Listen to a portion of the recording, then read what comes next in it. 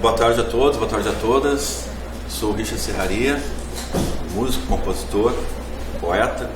E é bem legal a gente estar num evento como esse, né, com essa proposta também de arte em movimento. E a nossa ideia aqui é falar assim, de uma forma bem descontraída sobre o tambor em movimento nas Américas, né, e ao mesmo tempo pincelar algumas coisas assim teóricas também, porque estamos aqui com uma professora, né, da URGS, que trabalha também nessa dimensão acadêmica, mas também é uma conhecedora da cultura da América Central, da América do Sul, né, alguma coisa também pensando essas intersecções diaspóricas, né, elementos de África no nosso continente, né, na América, pensando também, obviamente, a questão dos povos originários, né. Então, inicialmente falo eu aqui um pouquinho e aí já passo para ela também, e a gente vai nesse, em vez de ser um bate-bola, um toque de tambor compartilhado aqui, tá bom? Então, o meu foco de pesquisa tem sido sobretudo a percussão na Bacia do Prata. Considero o Rio Grande do Sul como parte dessa Bacia do Prata, né? E obviamente acho bacana essa ideia de a gente pensar a cultura no estado do Rio Grande do Sul em diálogo com essa cultura do Prata, sobretudo pela questão de a gente pensar também a cultura uruguaia. O Uruguai é um país que tem a sua identidade nacional, que é um movimento em diferentes países que ocorre ao longo do século XX, esse processo de identidade nacional. No Brasil a gente pode pensar o século XIX, José de Alencar e outros pensadores, outros escritores, mas eu acho legal de pensar o século XX, porque o século XX é a afirmação dessas identidades nacionais, né? No Brasil, no caso, essa identidade nacional negra, ligada ao samba, sobretudo, a influência do recôncavo baiano, né, nessa música que vai para o Rio de Janeiro. E no Uruguai a gente tem o candombe, um elemento de música negra também. Por isso, essa ideia de pensar o Rio Grande do Sul como parte da Bacia do Prata me interessa bastante para a gente buscar essas intersecções do sopapo, tambor originário das charqueadas no Rio Grande do Sul, ao mesmo tempo com essa matriz percussiva vigente ainda hoje no Uruguai, né, as cuerdas de candombe. Há registros históricos da presença do sopapo numa cuerda ancestral lá no Uruguai, isso no século XVIII, e há registros também de candombe no século XIX, em Pelotas, em Porto Alegre, em outras cidades de fronteira. Isso leva a crer, né, historicamente pensando, de que havia sim uma cultura negra comum nessa região, que essas fronteiras geopolíticas, que são invenções modernas, na verdade os tambores cavalgam por sobre as fronteiras. E essa é uma ideia de um cara chamado Lauro Agestaran, um etnomusicólogo uruguaio, que trabalhou muito em cima dessa ideia de pensar os tambores uruguaios e ao mesmo tempo pensar, né, essa influência negra na cultura da região. Dá para a gente trazer também para essa discussão a ideia também de a gente pensar Buenos Aires, obviamente, costumeiramente colocado como a matriz do tango. O tango a gente sabe também que ele é uma cultura mesclada, misturada, né, da zona portuária de Buenos Aires, sobretudo, onde haviam judeus, onde haviam italianos, ingleses, e obviamente havia um contingente negro bastante grande. A gente pode pensar também no século XVIII, século XIX, a ocorrência desse modelo econômico no Uruguai, no Rio Grande do Sul e na Argentina, que era a questão da carne de gado, né, que era levada para outros lugares no Brasil e também para a Bacia do Prata, né, e que aqui no Rio Grande do Sul a gente tinha as charqueadas, que era o lugar onde pegava essa carne de gado e revestia com sal, numa época anterior à invenção dos frigoríficos, das geladeiras, né, e que também no universo aqui da Bacia do Prata a gente também tinha essas charqueadas, só que daí com o nome de saladerias. Há saladerias, houve saladerias no Uruguai, na Argentina, no Chile, dentre outros lugares. E se houve saladerias, houve também um processo de escravismo negro, né, nessas regiões, o que interessa para mim, no caso, e para nós, que temos pensado isso juntos, e acho que junto com vocês também, a gente pensar essa presença negra na região, e aí poder trazer um dado, né, que é pensar essa dimensão nisso que é considerado o folclore oficial do estado do Rio Grande do Sul. folclore oficial, se a gente pensar que a invenção dos CTGs, a partir de 1948, dão conta de a gente pensar que esse é o folclore da região. No meu caso específico, acho que não dá conta, eu acho que esse folclore não é um folclore oficial, é um folclore oficialesco, já que ele exclui da sua formatação a presença negra e também indígena. Se eu pegar qualquer um daqueles tambores que estão no palco ali e perguntar para as pessoas, né, se aqueles tambores são tambores gaúchos, sobretudo o supapo, assim como o ilu, que é um tambor daqui, assim como os tambores da congada, que também estão ali, nenhum desses 3 tambores vão ser identificados como tambores gaúchos ou como elementos da cultura gaúcha, porque essa cultura gaúcha foi uma cultura oficialesca criada à base do folclore, sobretudo de Buenos Aires, folclore portenho, né, onde se exalta o chamamé, a milonga, a zamba, outros ritmos e toda uma questão, sobretudo eurocêntrica. E falando em eurocentrismo, a gente vai poder falar também dessas práticas decoloniais que o Gabriel anunciou aqui, dentre outras coisas. Acho que tem também um trabalho interessante que a gente vem discutindo e vem pensando junto com essas práticas decoloniais, que é o trabalho do Ángel Rama, das comarcas culturais, que a professora vai poder também detalhar um pouco isso, para a gente pensar também que, então, essa comarca do Pampa, a gente usar esse conceito do Ángel Rama, a gente pode pensar quais são esses elementos dessa comarca do Pampa. Elementos, por exemplo, de cultura africana no Pampa. Aí a gente vai ver, né, as congadas em Osório, quicumbis e maçambiques, né, com esse nome, ensaios de pagamento de promessa, candombe, Uruguai, Rio Grande do Sul, Argentina, Paraguai, tudo isso há candombe ainda hoje. A gente vai poder pensar a presença negra em Buenos Aires e essa presença negra, por exemplo, num ritmo como a milonga, que numa das línguas africanas a palavra milonga tem exatamente essa acepção, ela significa palavra. A milonga como uma parte do tango, mas também a milonga como uma parte do candombe. O candombe desacelerado é chamado de milongom. A gente vê que há essa relação forte também de a gente pensar a cultura negra tanto no Uruguai quanto na Argentina. Ainda hoje, na província de Entre Rios, na Mesopotâmia argentina, mais ou menos no meio, né, do país, existe ainda um candombe realizado com tambores clavados, construídos com tronco de árvore, chamado Tangô de San Miguel. Para a gente pensar, o sul do Paraguai ainda hoje tem candombe cambaquá, e Rio Grande do Sul, Uruguai, com candombe, com supapo, esses elementos que eu acho que são elementos interessantes de a gente pensar, que não fazem parte desse folclore oficialesco, mas são elementos presentes, sim, na cultura dessa região. Tá? Isso tudo para a gente pensar, assim, num primeiro momento, a questão negra, né? A questão afrodescendente, como queiram.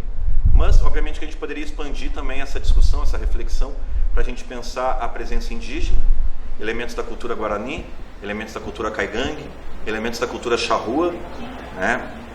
As principais comunidades, os principais grupamentos, as principais tribos que houve, né, no estado do Rio Grande do Sul. Então, esses dois elementos acho que são elementos centrais para a gente pensar nesse momento, né? Essa questão da presença negra, a presença dos povos originários, né? E ao mesmo tempo a reflexão a ideia que a gente tem aqui é pensar isso tudo através do tambor, né? O tambor que ao mesmo tempo é um elemento, um guardião de memória. Sendo assim, a gente considera também o tambor como um griot, né? Dentro dessa ideia de África, de que os griots são aquelas pessoas que registram a memória, né, de uma determinada comunidade, registram essa memória de modo falado, né? Não precisa de escrita, ou não havendo escrita, né? A gente não associa também esse termo de que, por não haver escrita, são povos primitivos, né? A gente não vai nessa linha, obviamente, né? E entende também que a literatura, pelo menos nessa conformação eurocêntrica, a literatura que pressupõe escrita, ela é apenas uma dimensão. A própria palavra litera vem do grego letra, mas pode não haver letra e haver uma expressão cultural ali de palavra, de arte da palavra. Então, para não usar literatura, a gente pode pensar a arte da palavra, mas podemos usar literatura também para chegar, por exemplo, numa ideia de oralitura, né? Ou rasuras da oralidade, palavra, fala que é palavra. E aí nisso da palavra, eu acho que é interessante também pensar a dimensão do Islã, por exemplo, que também não tem escrita, a princípio, né? A hora ali que o pessoal fala é isso, se basta o instante. O rap das batalhas não é para ir para CD, não é para ser escrito, é para aquele instante. Então aí a gente pode ter também algumas formas de pertencimento, desse griotismo literário, dessas formas griots de partilhar palavras, jogos de palavras, e que não necessariamente a gente vai colocar, né, dentro dessa ideia de literatura. É literatura sim, se a gente quiser usar esse conceito, mas ao mesmo tempo eu acho que é interessante a gente pensar outros conceitos também para dar conta dessas formas de poesia vocalizada, né, poesia oralizada. Para a gente pensar no Brasil, acho que tem um cara muito legal nesse sentido, né, que é o Ricardo Aleixo, que é um performer. O próprio termo performer já é algo que vem, né, dessa cultura norte-americana, eurocêntrica. Um pouco de dança, um pouco de poesia, muita corporalidade, né? Mas a gente tem pensado também que a gente pode também conceituar isso de outros modos. E aí também tem sido um desafio interessante, né? E aí eu tenho partilhado isso com a professora Lilian, né? Que é a gente pensar assim, bom, essas teorias europeias, né, elas dão conta, obviamente, de coisas ligadas à Europa e dizem respeito a nós também. Afinal, somos países, aqui na América, né, que temos países, né, que foram colonizados por europeus, hispano-portugueses, no primeiro momento, mas também com um processo de branqueamento no século XIX, italianos, alemães, poloneses. Então, a nossa ideia não é negar essa presença europeia aqui, mas ao mesmo tempo pensar também ferramentas teóricas e conceituais, ou até criá-las, por que não? Porque não é só na arte que a gente cria, né? Academicamente também, né? A gente vem pensando nesse sentido de criar ferramentas metodológicas que deem conta de a gente falar do tambor sopapo, que a gente dê conta de falar de histórias orais, que são elementos importantíssimos, né, de fixação da cultura, da propagação da memória, histórias interessantes até de outros países, como a história do Macandal, por exemplo, no Haiti, e que é importante que nós como brasileiros também possamos saber sobre o Haiti, sobre Cuba, sobre Nicarágua, Costa Rica, Venezuela, Colômbia, enfim, nos enxergar também como Américas, né? Inclusive olhando também para os Estados Unidos, que tem também uma cultura negra com uma presença muito forte e que nos traz, né, uma herança muito bacana nessa cultura de massa também, né? Se a gente pensar soul music, a black music, o próprio rap como uma vertente dessa black music, né? Eu acho que a gente tem aí assim um bom campo para analisar e para a gente pesquisar e ao mesmo tempo para a gente discutir, tá bom? Falei assim já um pouquinho aqui para iniciar os trabalhos, né? Mas temos aqui também a professora e, independente, antes até da professora falar, dizer para vocês também que, por favor, sintam-se à vontade para perguntar, para questionar, para colaborar junto com a gente. Aqui a nossa ideia é nós disparar algumas coisas, algumas inquietações. Eu acho que fica bacana também aquilo que vocês quiserem perguntar aí, né? Tá de boa, completamente à vontade para a gente poder também, muitas vezes também saber aquilo que inquieta vocês, pesquisas eventualmente, reflexões, ideias, né? Eu pensei tal coisa, eu acho que bacana, tá bom? Obviamente que o que a gente traz aqui é um pouco do que a gente está pesquisando e também tem levado isso para o palco e a professora tem levado isso para a aula também. A gente vem escrevendo também alguns artigos nesse sentido, também porque entende também que é importante a ocupação desse espaço acadêmico com a escrita, né? Já que o falado voa e a escrita fica, usemos a escrita também, obviamente, tá? Então, aqui um panorama inicial, assim, um pouco caótico, né? Fui para lá, vim para cá, voltei, né? Então, perguntem aquilo que vocês não entenderam, e a professora acho que fala um pouco também, quanto ela quiser, obviamente, né? E aí a gente vai nesse bate-bola, nesse bate-papo, nesse toque de tambor aí, tá bom? Então, Lilian Ramos, professora da URGS, né, e colaboradora também do show que vai ter depois, com tambores e vozes, a seleção de textos latino-americanos dela também. Obrigada, Richard. Boa tarde a todos e todas. Como fui apresentado então, sou Lilian Ramos, professora do Instituto de Letras da URGS, e estou aqui porque sou responsável por uma disciplina chamada Literatura Afro-Latino-Americana. Então, é um projeto de pesquisa que vem desde a época que eu era aluna e que justamente o meu desconforto nas aulas de literatura hispano-americana foi o de não ter tido contato com livros de autoria negra. Isso lá, fim dos anos 90 e início dos anos 2000. Então, o texto que mais se aproximou de uma história afro-latino-americana é o livro de um escritor cubano chamado Alejo Carpentier, e este livro foi publicado em 1949, se chama O Reino deste Mundo. E este livro conta a história da Revolução Haitiana. E aí, quando tive acesso à história dessa revolução, que não sei se vocês sabem alguma coisa sobre isso, se chegaram a estudar alguma coisa na escola sobre isso, provavelmente não. É justamente a primeira revolução que acontece na América Latina, e o Haiti foi a primeira colônia a ficar independente da Europa.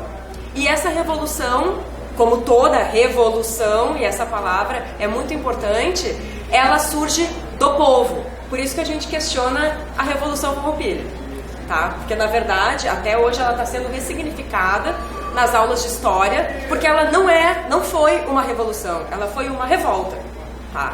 Mas não uma revolução porque ela não partiu do povo. Então, voltando ao Haiti, nós temos então essa história que é muito interessante. Se der tempo eu conto um pouquinho depois para vocês, mas a partir então deste livro e dessa história eu comecei a me interessar e buscar autores negros hispano-americanos, e isso aconteceu no meu projeto de pesquisa quando eu era bolsista de iniciação científica.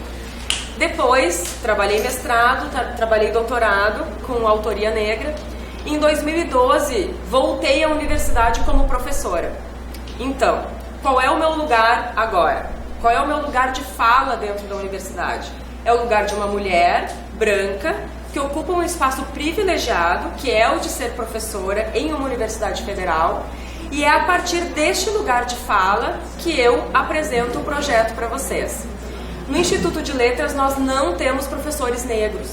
Já tivemos lá, fim dos anos 90, início dos anos 2000, inclusive uma professora que é bem conhecida aqui em Porto Alegre, porque ela chegou a ser secretária da Educação, acho que foi na gestão do Fogaça, professora Maria da Graça Paiva, especialista em didática de inglês. Então, ela foi a professora negra que nós tivemos no Instituto de Letras. Hoje não temos, infelizmente. Então, essa pesquisa para trabalhar a autoria negra é justamente para marcar um espaço dentro da universidade que cada vez mais tenta se decolonizar. Toda essa fala foi publicada em um artigo cujo título é o mesmo da nossa fala hoje, decolonizando, as práticas decoloniais, os tambores como práticas decoloniais. Está publicado na revista Iluminuras, do programa de pós-graduação da Antropologia da URGS, então vocês podem acessar, está ali livre acesso.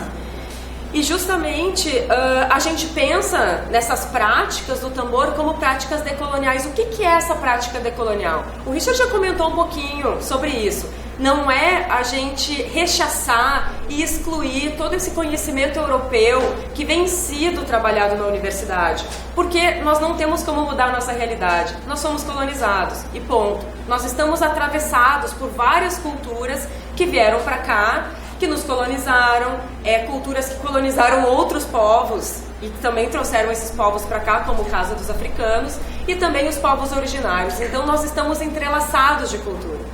O que acontece é que a universidade, que se pretende universal, acaba trabalhando só com teorias eurocêntricas. E é isso que a gente tem tentado modificar na universidade. Então, a gente tem estudado muito teóricos como Aníbal Quijano, peruano, e que fala sobre colonialidade do ser, colonialidade do saber, Colonialidade do Sentir. Trabalhamos com um argentino chamado Walter Mignolo, que tem um texto muito bacana chamado La Idea de América Latina, e que ele vem desconstruindo a ideia de descobrimento, que nós não fomos descobertos, certo? Nós sempre estivemos aqui. Então é a aparição histórica da América. Então existem outras ideias. Existe um outro teórico mexicano chamado Edmundo Gorman, que publica um texto chamado La Invención de América Latina. O que os europeus imaginavam que nós éramos e o que de fato nós éramos e no que nós nos transformamos. Então a gente vem trabalhando com todos esses conceitos numa tentativa de decolonizar esses saberes e de trazer esses outros saberes para dentro da universidade. E para mim é muito bacana estar num espaço como esse, que eu estou fora da universidade, então atravessando os muros da universidade e podendo estar aqui conversando com vocês sobre essas práticas que a gente vem desenvolvendo.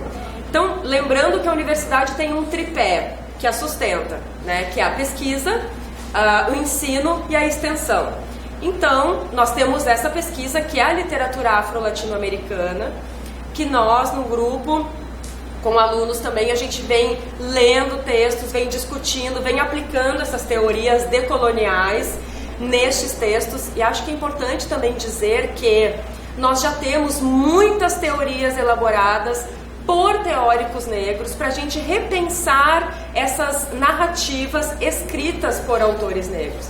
Porque quando a gente pega uma teoria eurocêntrica e aplica, as coisas não se fecham, elas não funcionam muito bem. E a pergunta que a gente faz é por que a gente precisa de uma teoria europeia para pensar a América Latina? A gente tem que pensar a partir daqui, a partir das nossas teorias que nós estamos elaborando para as nossas práticas. Então, na pesquisa a gente trabalha com isso. Em nível de ensino, então, tem essa disciplina de literatura afro-latino-americana que é ofertada, tanto em nível de graduação quanto em nível de pós-graduação, onde nós estudamos apenas autores negros, dentro dessa proposta de comarcas culturais. Então a gente começa com a comarca caribenha, porque enfim, o aparecimento histórico da América Latina é através do Caribe, porque é ali que chegam os europeus, primeiramente, e depois vão se espalhando. Trabalhamos com a comarca andina, e aí vocês podem se perguntar, tá, mas existem negros nos Andes? Mas é claro que sim, onde houve colonização, houve escravidão.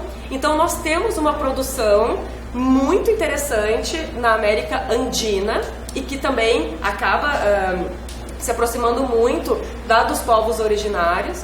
Trabalhamos com a comarca do Pampa, como o Richard já explicou mais ou menos aqui para vocês. E também, depois que a gente trabalha com essas três comarcas, a gente compara tudo isso com o Brasil, que é uma mistura de tudo isso, porque o Brasil tem um pouquinho de cada, com exceção dos Andes, né? O Brasil não tem essa parte andina. Então a gente trabalha, né, com isso, vai fazendo essas leituras, e um dos trabalhos avaliativos desses alunos, que não são só alunos de letras, e são alunos de todos os cursos, é uma disciplina eletiva aberta a toda a universidade, é justamente a elaboração de material didático. Como é que vocês pensam a América Latina ou a Afro-América pensando na educação básica? Como é que a gente vai levar isso para a escola? Esse é o nosso interesse. Como é que a gente vai tirar isso da universidade? A gente trabalha com formação de professores e a gente tem que pensar nisso. E não é porque a gente quer. Existe uma lei 10.639, é uma lei, é obrigatório o ensino de cultura africana e afro-brasileira nas escolas. Então, não tem como fugir disso. Nós temos, é obrigatoriedade levar todas essas questões e discussões para a sala de aula. E em nível de extensão, nós temos uma oficina de contação de histórias que se chama O Mito de Macandal, e que justamente vai contar a história da Revolução Haitiana, e Macandal, que é uma figura mítica do Haiti e que teria sido o estopim da Revolução. Eu vou parar por aqui, deixa o Richard falar mais um pouquinho, se sobrar tempo eu conto para vocês a história do Macandal. Então, dentro dessa ideia que a professora colocou, né, dessa parte prática, digamos assim, uma coisa é a teoria que a gente discutiu, que a gente conversou, e a gente pensou assim, tá, o que a gente pode também nesse artigo falar de um modo prático, né? Ela fala dessa experiência do Macandal, que é uma oficina que ela vem desenvolvendo, E eu resolvi falar nesse artigo de um projeto que eu estive executando ao longo de 2019, chamado Pedagogia do Supapo, junto com a Lorena, que a Jussara fez parte também lá no Quilombo do Supapo, que é um ponto de cultura na zona sul de Porto Alegre. E a ideia, né, desse projeto, Pedagogia do Supapo, era pensar, inicialmente, né, eu escrevo um artigo em 2013, falando dessa pedagogia do Supapo, exatamente do que a professora falou agora, que era a implantação da Lei 10.639 através da perspectiva de a gente estudar o Supapo.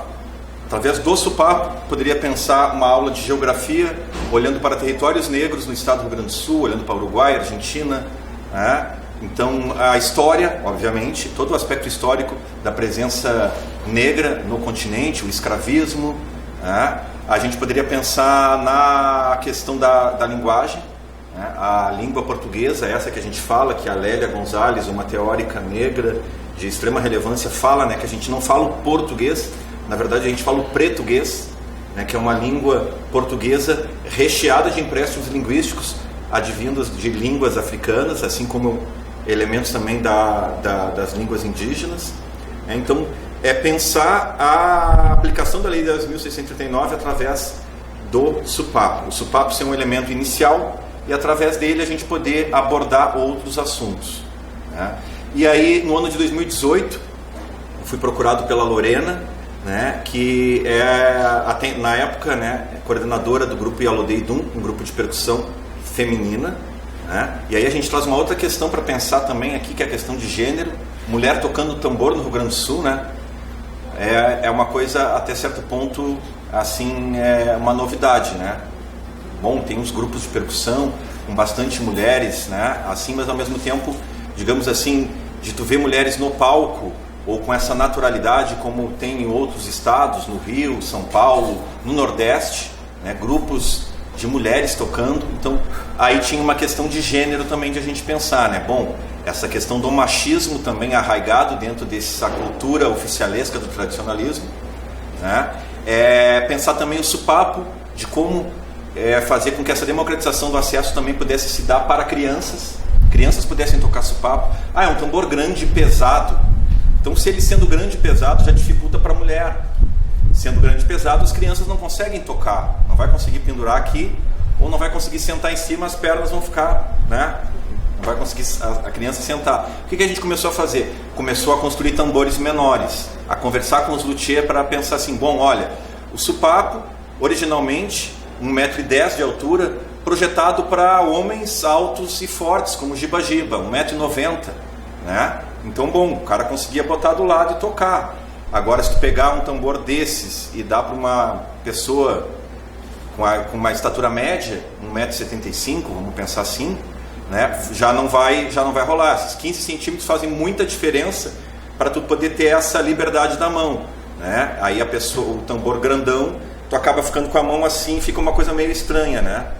Então a gente começou a fazer os tambores também adequado ao tamanho das mulheres e também adequado ao tamanho das crianças, dentro dessa ideia de democratização, né, do acesso ao instrumento, né? Pensando também que por que toda essa viagem, né, em torno do Supapo, qual é a importância disso? Assim, a aplicação da Lei 10.639, ok, né? Mas eu acho que tem uma questão maior e mais ampla, que interessa tanto a mim quanto a professora, que imagino que também a vocês, que a gente pensar a dimensão política, né, inerente a esse instrumento. A gente trabalha com aquilo que a gente chama, digamos assim, que é o nome de um livro do Antônio Cândido, mas que é bastante elucidativo da forma como a gente pensa, que é literatura e sociedade, a obra de arte, qual seja, e o contexto histórico. Então, se a gente pensar o Supapo como um elemento presente nas charqueadas, o escravismo, e pensar esse tambor no século XX, no século XXI, no estado do Rio Grande do Sul, uma sociedade extremamente racista, como de resto o país também, né? A gente vai ter então uma dimensão interessante de poder pensar assim, bom, cada vez que esse tambor é tocado, a gente tem muitas vezes a oportunidade de falar isso que a gente está falando aqui, que é dizer também que assim como os europeus construíram o estado do Rio Grande do Sul, alemães, italianos, portugueses e outros grupos, né, outras nacionalidades, a gente vai poder falar também que os negros também construíram esse estado, que costumeiramente é associado como a Europa do Brasil. A gente fala do Rio Grande do Sul, fora daqui, as pessoas muitas vezes chegam até a duvidar de que existem negros no estado do Rio Grande do Sul. Há sim esse estereótipo, né, de que não há negro aqui. No século XIX, 60% da população do estado do Rio Grande do Sul era negra. Hoje, 25%, a cada 4 pessoas, uma pessoa no estado do Rio Grande do Sul é negra. E ao mesmo tempo associar isso ao elemento cultural é sim um trabalho que precisa ser feito hoje. Para dar um exemplo na literatura, tá? A gente tem toda uma saga da imigração alemã, escrita por Viana Mugg, por Luiz Antônio de Assis Brasil, que falou dos alemães, Videiras de Cristal, né, Cães da Província, né, a presença, ou até no Manhã Transfigurada, né, uma novela, né, um pouco maior que um conto, ele fala da presença portuguesa na fundação de Viamão. Né? A gente tem mais 10 minutos. A gente tem também essa literatura judaica, do Macir Scliar, e a gente tem também a literatura italiana, de José Clemente Posenato. E aí a gente pode perguntar, tá, e cadê a literatura negra, né, no estado do Rio Grande do Sul? Bom, aí eu estou falando de romance, tá, que é uma prosa, um texto que não é em versos, para ficar assim de uma forma, tentar ser não tão teórico, né? A gente tem a poesia de Oliveira Silveira, né, no século XX. A gente tem a canção de Giba Giba. A gente tem o grande destaque, por exemplo, do Mestre Borel, né, uma figura do batuque de nação Oió e Jexá, um babalorixá. Então a gente vai poder pensar essa presença negra na religião, na canção, na poesia. Já no romance é algo para ser feito hoje. Hoje a gente tem Jefferson Tenório, um escritor negro, e que se sente solitário algumas vezes, porque é algo também para ser feito, para ser pensado também dessa presença negra. E toda vez que a gente fala do Supapo, a gente pode falar disso. A gente pode falar do Mestre Borel, a gente pode falar do Giba Giba, a gente pode falar de Oliveira Silveira também, né? Mas a gente pode falar disso, né? Da construção do Estado do Rio Grande do Sul através da contribuição negra, né? Isso eu acho que é o mais importante, né, de um projeto como Pedagogia do Supapo, de um ponto de cultura como Quilombo do Supapo, né, desse artigo que a gente escreveu juntos também, né, pensar essa presença negra na América, mas também no Rio Grande do Sul, e é basicamente o que a gente quer também apresentar hoje nessa dimensão de tambores, nesse espetáculo chamado Macuna Rima, com poesias de Oliveira Silveira, Teresa Cárdenas, né, dentre outros autores. A Teresa Cárdenas, a cubana, uma negra, tem feito um trabalho bem bacana. A professora tem traduzido algumas coisas dela, né, para o português, e que é também a base, por exemplo, do trabalho do Alabeoni, que é um grupo que eu faço parte também, é a base do Yalodeidum, né, e é o Supapo que está lá na Bataclan também, uma banda que eu tenho há 20 anos, também, que mistura rock com rap, com samba, a maneira de Chico Sainz, mas ao mesmo tempo procurando ter, ao invés dos tambores do maracatu, os tambores daqui do Rio Grande do Sul, ao invés de falar do mangue de Recife, falar da beira do Guaíba, né? Então, basicamente é isso. Agradeço o carinho, o respeito, a consideração de cada um de vocês, e temos uma fala da professora ainda. Temos aí alguns minutos. Eu não sei se alguém gostaria de perguntar alguma coisa. Eu prefiro deixar para a plateia, se quiser fazer um bate-papo. Se alguém gostaria de perguntar. Se não, aí eu falo. Eu vou contar sobre o Macandal, então. Eu vou falar sobre o Macandal. Macandal, comedor de bolacha. Bem, então, François Macandal foi um escravizado que chegou no Haiti. Não temos data de nascimento, de chegada, nem nada disso, nenhum registro. E o que se sabe é que ele perde o braço na moenda da cana-de-açúcar e fica impossibilitado dos trabalhos na plantação. Então ele começa a pesquisar as ervas, as flores, e descobrir o que curava e o que matava. Então, bem antes da Revolução Haitiana, que tem o seu início junto com a Revolução Francesa, 1789, tá? Bem antes, lá em 1727, existem registros, cartas que foram enviadas ao rei da França, falando sobre o medo que a população de Saint-Domingue, que era o nome do lugar, né, do Haiti naquele momento, estava tendo por conta de uma série de envenenamentos que estavam acontecendo no lugar. Então, eles sabiam que o responsável pelos envenenamentos era Macandal. Macandal era um praticante do voodoo, certo? E ele tinha um poder de se transformar em animais. Então, essas cartas que são enviadas ao rei da França, elas registram o medo que a população estava sentindo pelo envenenamento e por eles não conseguirem encontrar essa pessoa, porque essa pessoa se transformava em animais e desaparecia. Isso está registrado. Em 1750, então, ele é capturado e ele é condenado a ser queimado na fogueira, em praça pública.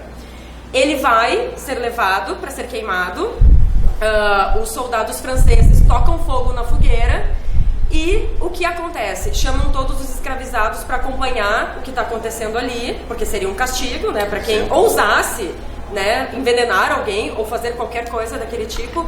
E o que acontece naquele momento é que os negros começam a rir, dão as costas e vão embora. E os brancos não entendem o que está acontecendo. Mas como assim? Macandal está sendo queimado na fogueira e os negros estão saindo daqui, rindo. E os negros saem dizendo, Macandal está salvo. Mas como assim ele está salvo? Sim, nós vimos, ele se transformou, aí depende da tradução, num mosquito, numa mosca, numa mariposa, numa borboleta, e ele não está mais aqui. Ele não foi queimado na fogueira. Então essa história tem dois finais. O final branco, que ele é queimado na fogueira. O final do imaginário dos escravizados é que ele continua vivo e voando por aí, sobrevoando os céus do Haiti. Bem, o que isso tem a ver com a Revolução Haitiana? Tem a ver que os negros escravizados perceberam que era possível sair daquela situação. Porque se ele estava envenenando a cidade e ele conseguiu colocar medo nos soldados franceses, os negros escravizados, que estavam em muito maior número, teriam como sair daquela situação. E é a partir disso, e aí os tambores entram nessa história, porque como que os negros se comunicavam de uma fazenda para outra? Pelos tambores, pelo toque dos tambores.